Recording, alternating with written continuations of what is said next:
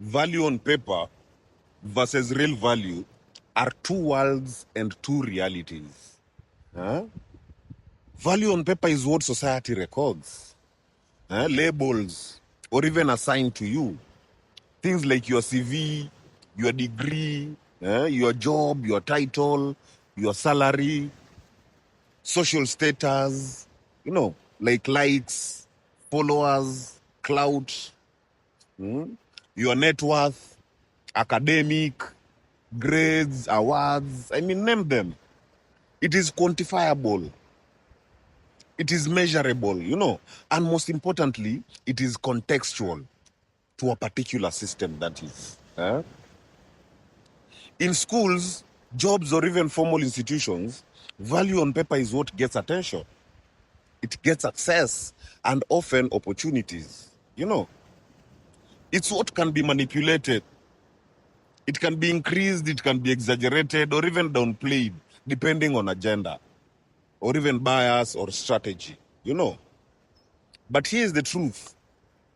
Value on paper is only useful within the system that created it.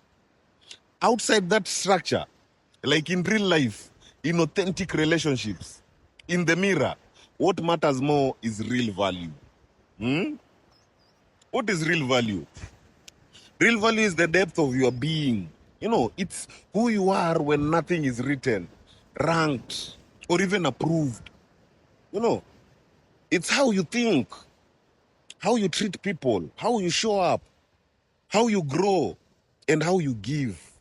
It looks like integrity when no one's watching. Like wisdom earned through experience, not just education. Like emotional depth, spiritual awareness, and relational intelligence.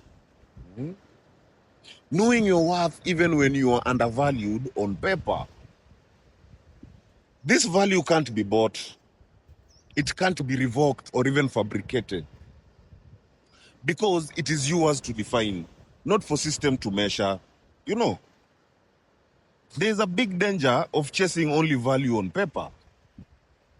Because in a hyper-systemized world, many people become addicted to building their paper value. More certificates, more titles, more brands, more deals, more recognition. But the cost is they become strangers to their own truth.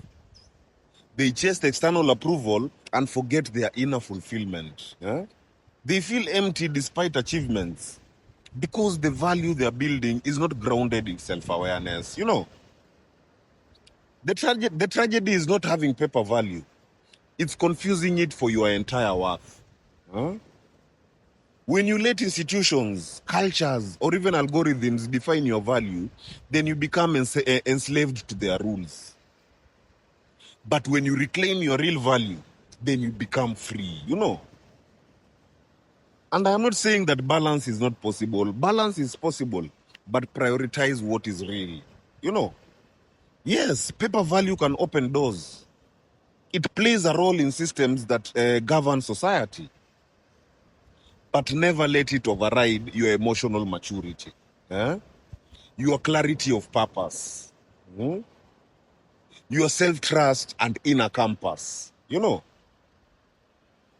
value is rooted in being, while paper value is rooted in branding. The goal is not to reject one, but to build both from the inside out, not outside in. Your paper value can be downgraded. It can be judged. It can be overlooked or even forgotten. But real value doesn't expire. It evolves. So in every system you walk into, carry your real value first and let your paper value just be a translation, not your truth. My people, heal. Heal.